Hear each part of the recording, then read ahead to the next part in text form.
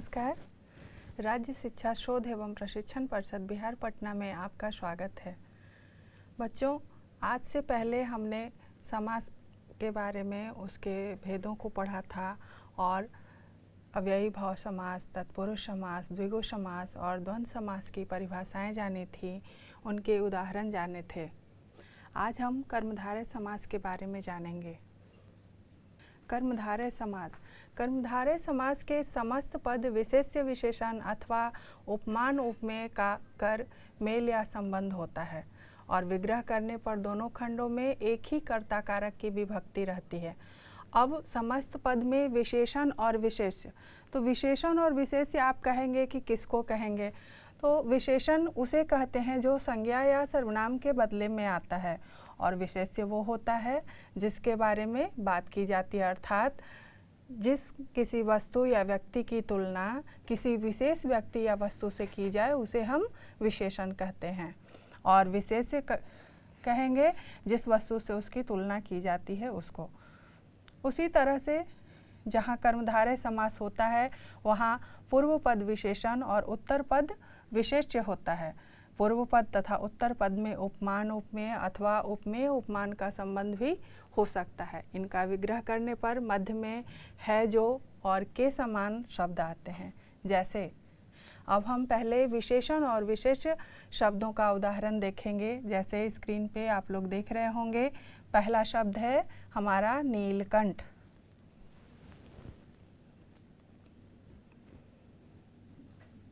नीलकंठ, इसका विग्रह जब हम करेंगे तब होगा नीला है जो कंठ। नीला है जो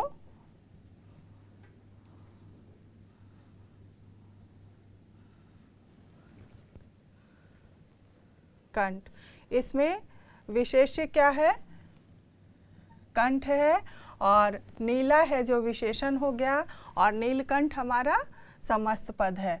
इसी तरह से इसमें कंठ को नीला शब्द से विशेषित किया गया है और उसी को अगर हम कह दें नीला है कंठ जिसका, अर्थात नीलकंठ अर्थात शिव, तो वो बहुब्रीहि समास में हो जाएगा, कर्मधारय समास नहीं होगा। इसलिए इसको देखना है। नीला है जो कंठ अगर है तो ये नीलकंठ है, लेकिन अगर हम कहेंगे नीला है कंठ जिसका अर्थात शिव, तो वो बहुब्रीहि समास में आ जाएगा। अब दूसरा उदाहरण देखेंगे हम लोग। नीलकमल। नीलकमल, इसका विग्रह हम लोग करेंगे नीला है जो कमल। नीला है जो कमल।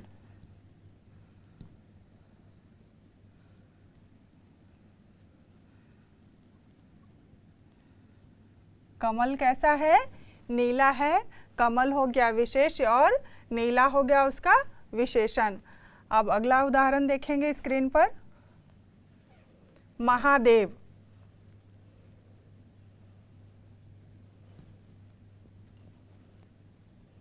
महादेव का विग्रह करेंगे महान है जो देव। महान है जो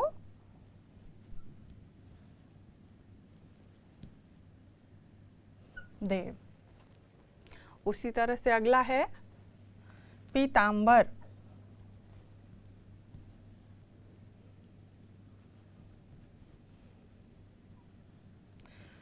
इसका विग्रह हम लोग करेंगे पीत है जो अंबर। पीत है जो अंबर। यहाँ पर पीत का मतलब बच्चों, पीत का मतलब होता है पीला और अंबर अर्थात वस्त्र। जो वस्त्र पीला है उसे हम क्या कहेंगे? पीतांबर कहेंगे। यहाँ पे अगर हम कहें कि यह राम की पीतांबर है तो होगा कि राम का जो वस्त्र है वो कैसा है? पीला है। और अगर हम कहें कि अब पीतांबर ही हमारी रक्षा करेंगे तो यहाँ पे पीतांबर का मतलब हो जाएगा श्री कृष्ण से, अर्थात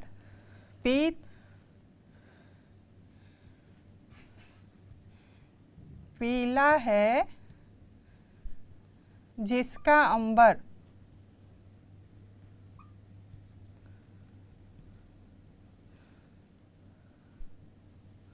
अर्थात श्री कृष्ण। अगर हम ये कहते हैं तो ये बहुव्रीहि समास हो जाएगा, ये कर्मधारय नहीं रहेगा। लेकिन पीत है जो अंबर है तो ये कर्मधारय समास हो जाएगा। अगला उदाहरण देखेंगे हम लोग, परमानंद। परमानंद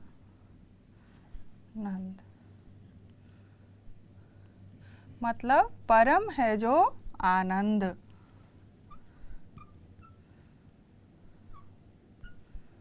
परम है जो आनंद, यहाँ आनंद हो गया विशेष्य और परम हो गया विशेषण। मतलब आनंद कैसा है, परम है।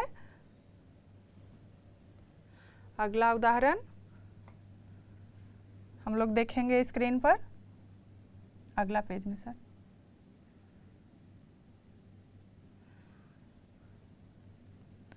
अगला उदाहरण आप लोग देख रहे होंगे, महाराजा है। महाराजा का विग्रह करेंगे तो क्या होगा, महान है जो राजा, अर्थात जो राजा महान है उसे हम क्या कहेंगे, महाराजा कहेंगे। महान है जो राजा, वो हो गया महाराजा। उसी तरह से कुसुम कोमल, शुभागमन। शुभागमन अगला उदाहरण है हमारा, शुभागमन।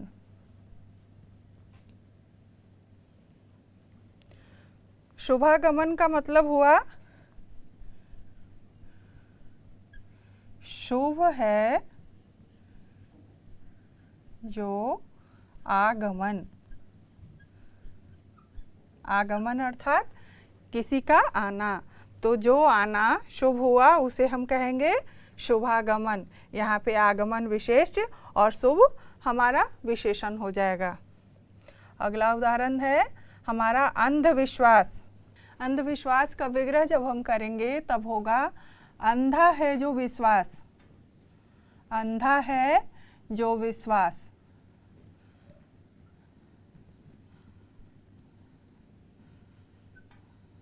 इसका मतलब हुआ कि जब हम किसी पे अंधा विश्वास करते हैं तब हम उसमें सही है या गलत है, उचित है अनुचित है का विचार किए बिना आंख मूंद कर उस पर विश्वास कर लेते हैं। किसी भी बात पे, किसी भी व्यक्ति पे, किसी वस्तु पे, उसी को हम लोग क्या कहेंगे, अंधविश्वास कहेंगे।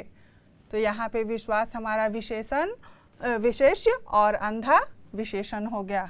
अगला है कृष्ण सर्प। कृष्ण अर्थात काला। काला है जो सर्प। काला है जो सर्प, उसे हम लोग कृष्ण सर्प कहते हैं।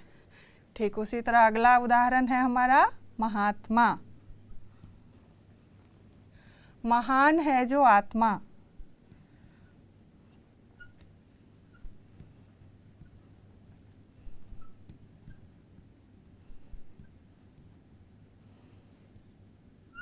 अर्थात जो आत्मा महान है, शुद्ध है, पवित्र है, उन्हें हम महात्मा कहते हैं।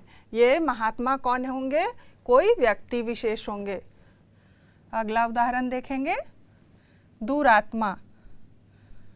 पहला था हमारा महात्मा, वहीं दूसरा शब्द हमारा क्या है उदाहरण बच्चों, दुरात्मा। यहाँ पर दूर शब्द का अर्थ होगा बुरा या बुरी। तो दुर है जो आत्मा। जो आत्मा बुरी है उसे हम क्या कहेंगे, दुरात्मा कहेंगे। इसके बाद बच्चों अगला देखेंगे हम लोग कि कभी कभी विशेष्य पहले तथा विशेषण बाद में भी आ सकता है। अभी अभी हम लोगों ने जितने उदाहरण पढ़े उसमें विशेषण पहले आ रहा था, जैसे अंधा विशेषण, विश्वास विशेष्य, काला विशेषण, सर्प विशेष्य, महान विशेषण, आत्मा विशेष्य, दुर्विशेषण और आत्मा विशेष्य था। तो कभी कभी कर्मधारय समास में विशेष्य पहले आ जाता है और विशेषण बाद में। और विशेषण कब आएगा? बाद में। जैसे देखेंगे हम लोग पुरुषोत्तम, पुरुषोत्तम, यहाँ पर इसका विग्रह होगा पुरुषों में उत्तम, पुरुषों में उत्तम। यहाँ पे पुरुष क्या है? पुरुष है हमारा विशेष्य, इसी के बारे में कहा जा रहा है कि वो क्या है? उत्तम है, लेकिन ये पहले आया है और उत्तम बाद में आया है। तो ऐसी स्थिति भी होती है कि विशेष्य और पहले और विशेषण बाद में भी आता है। दूसरा है रिसीवर,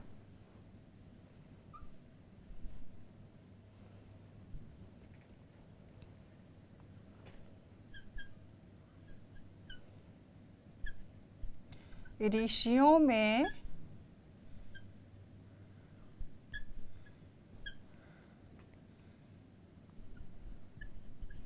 है जो वर, वर अर्थात श्रेष्ठ, तो उसे हम लोग क्या कहेंगे? ऋषिवर कहेंगे। जो ऋषि मुनियों में जो सबसे उत्तम होते हैं, जो सबसे श्रेष्ठ होते हैं, उन्हें हम लोग ऋषिवर कहते हैं। जैसे जो ऋषिवर होते हैं उनके अंदर में उनके सहयोगी बहुत सारे ऋषि मुनि होते हैं और उनके जो सबसे प्रमुख होते हैं उन्हें हम लोग ऋषिवर कहते हैं। जैसे बच्चों इसको हम लोग इस तरह से समझेंगे कि जब स्कूल में हमारे जो सबसे हेड होते हैं वो प्रधान अध्यापक होते हैं और उनके अंदर में जितने शिक्षक काम करते हैं, शिक्षक शिक्षिकाएं, वो शिक्षक शिक्षिकाएं होते हैं। उसी तरह से ऋषि मुनियों में जो उनके हेड हैं, जो सबसे श्रेष्ठ हैं, वो ऋषिवर हो गए और बाकी जो हुए वो ऋषि हो गए।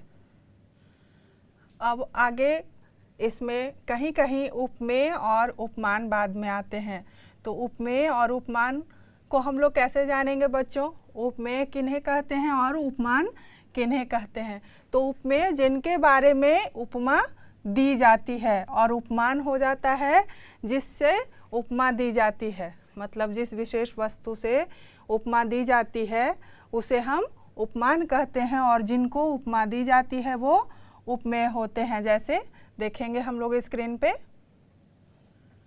कर कमल, कमल के समान, कमल के समान कर, कर अर्थात हाथ। तो हाथ कैसा है? कमल के समान है। यहाँ ये उपमेय है जिससे उपमा दी गई और कर क्या है? उपमान है जिसको उपमा दी गई। अगला शब्द है हमारा चरण कमल। आशा है बच्चों आप लोग इसे कॉपी में नोट करते जा रहे होंगे अपनी अभ्यास पुस्तिका में।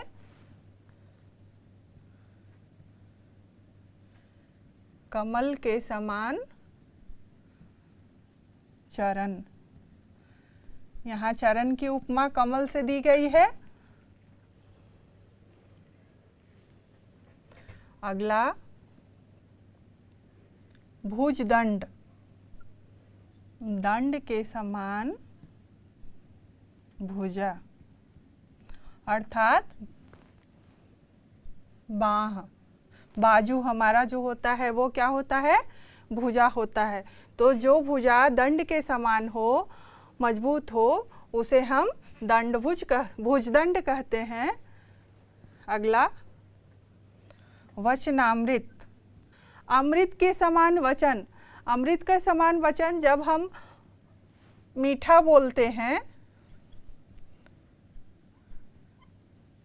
अमृत के समान वचन का मतलब हुआ जब हम अच्छा बोलते हैं, जो किसी के कानों को प्रिय लगे, हृदय को सुहृद लगे, कानों को प्यारा लगे, अच्छा लगे, उसे हम अमृत के समान वचन कहेंगे। ऐसे वचनों को लोग जब सुनते हैं तो सुनते ही जाते हैं, उनसे हम उबते नहीं हैं। और अगर वही कोई वचन कोई कड़वा बोले, कोई क्रोध में बोले, गुस्सा में बोले, तो हम लोग उसे सुनना नहीं चाहेंगे। अगला देखेंगे हम लोग, नरसिंह।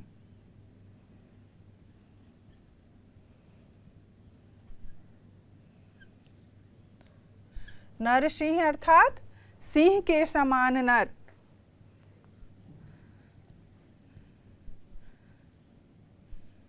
सिंह के समान नर अर्थात जो व्यक्ति सिंह के समान हो वो क्या कहाएगा? नरसिंह। ये कोई व्यक्ति विशेष हो सकता है। और नरसिंह को आप लोग जानते होंगे, नरसिंह अवतार से नृसिंह अवतार कब हुआ था बच्चों? जब प्रहलाद के पिता हिरण्यकशिपु ने उन पर मारने के लिए बहुत सारे अत्याचार किए, तब लास्ट में भगवान जो है नरसिंह अवतार लेकर उनका वध किए थे, हिरण्यकशिपु का। आगे कभी कभी होता है कि रूपक अलंकार युक्त पद होने पर भी कर्मधारय समास होता है। जैसे देखिएगा, मुख रूपी चंद्र अर्थात मुखचंद्र। उसके आगे है विद्याधन। इसको हम लोग बच्चों करेंगे, धन कैसा है? विद्या के रूप में है। अगर हमारे पास अच्छी विद्या है, अच्छे ज्ञान है, तो उसे भी हम लोग धन से कम नहीं मानते हैं, नहीं माना जाता है। और ये धन जो है इसे ना कोई चुरा सकता है, ना छीन सकता है। इसलिए विद्या धन को सर्वश्रेष्ठ धन भी कहा जाता है। अगला देखेंगे हम लोग, क्रोधाग्नि। क्रोध रूपी अग्नि। अग्नि कैसा है? क्रोध के रूप में है, जहाँ पे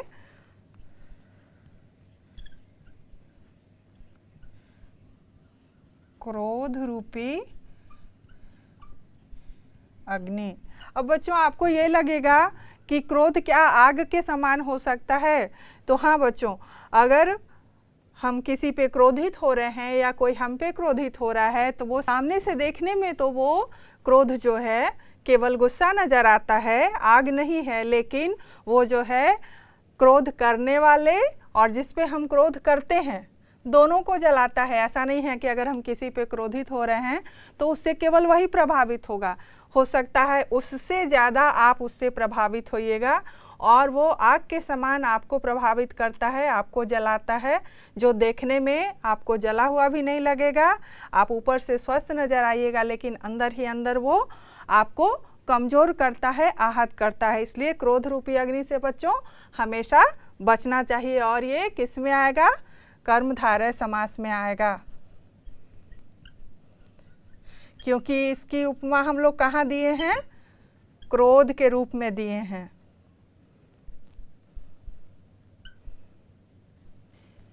अगला है हमारा वेद संपत्ति।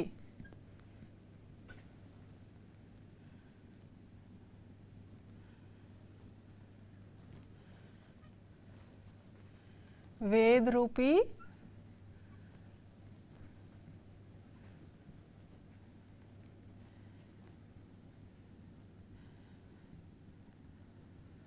संपत्ति। वेद कितने हैं बच्चों?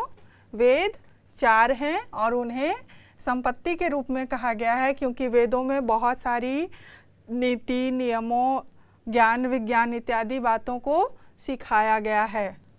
इसलिए हमारे वेद जो हैं हमारे लिए संपत्ति के समान है, इसलिए उन्हें वेद संपत्ति कहा जाता है। अगला है ग्रंथ रत्न।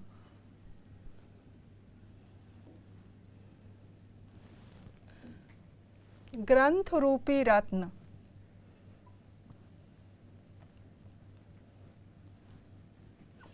वैसा रत्न जो ग्रंथ के रूप में हो, अर्थात जो ग्रंथ हैं, किताबें हैं, उन्हें रत्न से कम नहीं माना गया है। रत्न क्या होता है? रत्न बेशकीमती होते हैं, इसलिए ग्रंथ भी हमारे जो हैं वो कीमती होते हैं और उन्हें किसी रत्न से कम नहीं समझा जाता, इसलिए हम क्या कहते हैं, ग्रंथ रत्न कहते हैं। कभी कभी बच्चों समस्त पद उपसर्ग वाला हो तब भी कर्मधारय समास होता है। जैसे देखेंगे हम लोग, कुपुत्र, कुत्सित है जो पुत्र, कुत्सित है जो पुत्र, मतलब जो पुत्र खराब है, जिसमें गलत आदतें लग गई हैं, जिनका आचार विचार व्यवहार गंदी हो गई हैं, अच्छी नहीं हैं, उन्हें हम कुपुत्र कहते हैं। और उसका विग्रह करेंगे हम लोग क्या, कुत्सित है जो पुत्र। अगला है कुमार्ग, कुमार्ग, कुत्सित है जो मार्ग, कुत्सित है जो मार्ग। मार्ग अर्थात, मार्ग का मतलब क्या होगा बच्चों, आप लोग रोज मार्ग के सहारे ही अपने विद्यालय, विद्यालय से घर, कहीं घूमने हम लोग सब जगह जाते हैं, है ना। तो मार्ग अर्थात रास्ता, रास्ता को हम लोग क्या कहते हैं, मार्ग कहते हैं। जिस रास्ते पे हम लोग चलते हैं वो मार्ग होता है। और ये मार्ग जो है केवल चलने वाला ही नहीं होता है, रास्ता वाला ही नहीं होता है, बाकी मामलों में भी होता है। अच्छे विचार, गलत काम भी हमारे होते हैं अगर, तो वो खराब मार्ग की तरफ जाते हैं। और जो अच्छे काम हम करते हैं उनके लिए कहा जाता है कि ये अच्छे मार्ग हैं। जैसे अगर कोई बच्चा या बड़ा गलत करता है तो हम लोग उसे क्या कहते हैं, तुम अच्छे रास्ते पे नहीं जा रहे हो, तुम रास्ता भटक गए हो। इसलिए जो मार्ग हम लोग अपनाते हैं, गलत मार्ग, उसे हम लोग क्या कहते हैं, कुत्सित मार्ग। अगला है कदाचार,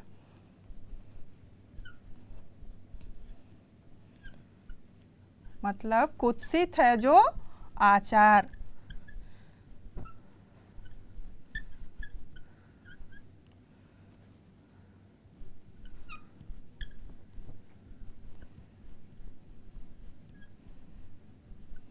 आचार मतलब व्यवहार। तो जब हमारा व्यवहार गलत होता है तो हम कहा जाता है कि हमारा जो आचार है वो कुत्सित हो गया है। जब एग्जामिनेशन हॉल में आप जाते हैं और कोई बच्चे अगर नकल करते हुए पकड़े जाते हैं तो कहा जाता है कि इतने बच्चे कदाचार में पकड़े गए, अर्थात इतने बच्चे गलत व्यवहार करते हुए, चोरी करते हुए पकड़े गए, इसलिए उसे क्या नाम दिया गया, कुत्सित आचार अर्थात कदाचार। अगला हमारा है कापुरुष, कापुरुष। कापुरुष का मतलब होगा बच्चों, उसका विग्रह हम लोग क्या करेंगे, कुत्सित है जो पुरुष। बच्चों इसे आप लोग अपनी अभ्यास पुस्तिका में नोट करते जाएंगे, ये आप लोगों को आगे अभ्यास में सहायक होगा। कुत्सित है जो पुरुष अर्थात कापुरुष, मतलब कापुरुष हम लोग उसे कहेंगे जिस पुरुष का आचार व्यवहार गलत हो, अच्छा नहीं हो, उसे हम लोग क्या कहते हैं, कापुरुष कहेंगे। अगला देखेंगे कदन्न, कदन्न। कदन्न का मतलब हुआ, इसका विग्रह होगा कुत्सित है जो अन्न।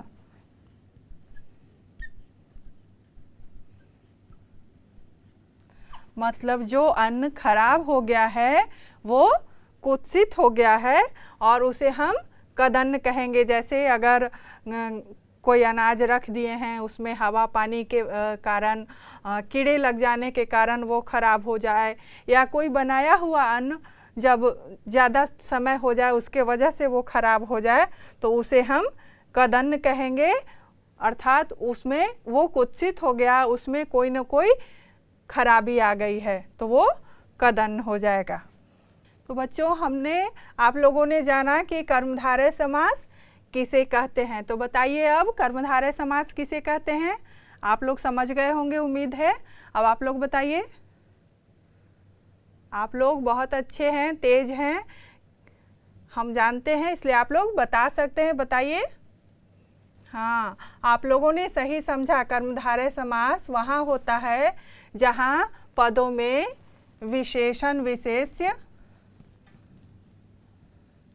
विशेष्य विशेषण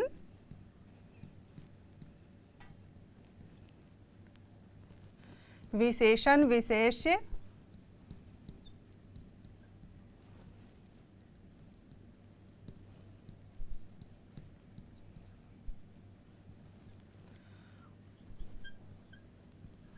उपमान उपमेय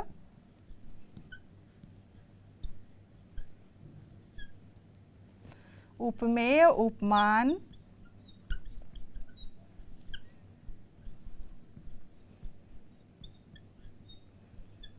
रूपक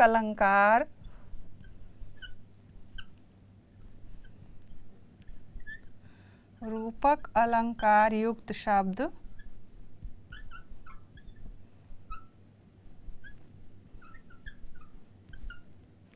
या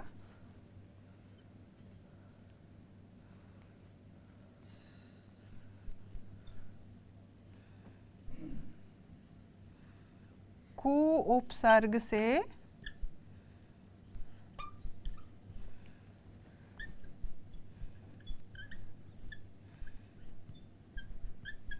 बने शब्द या कुछ उपसर्ग के शब्द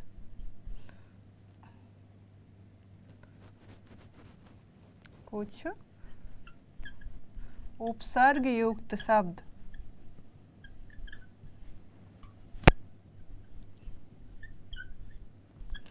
इतने सारे शब्द या पद जिसमें आए वो सारे कर्मधारय समास में आएंगे।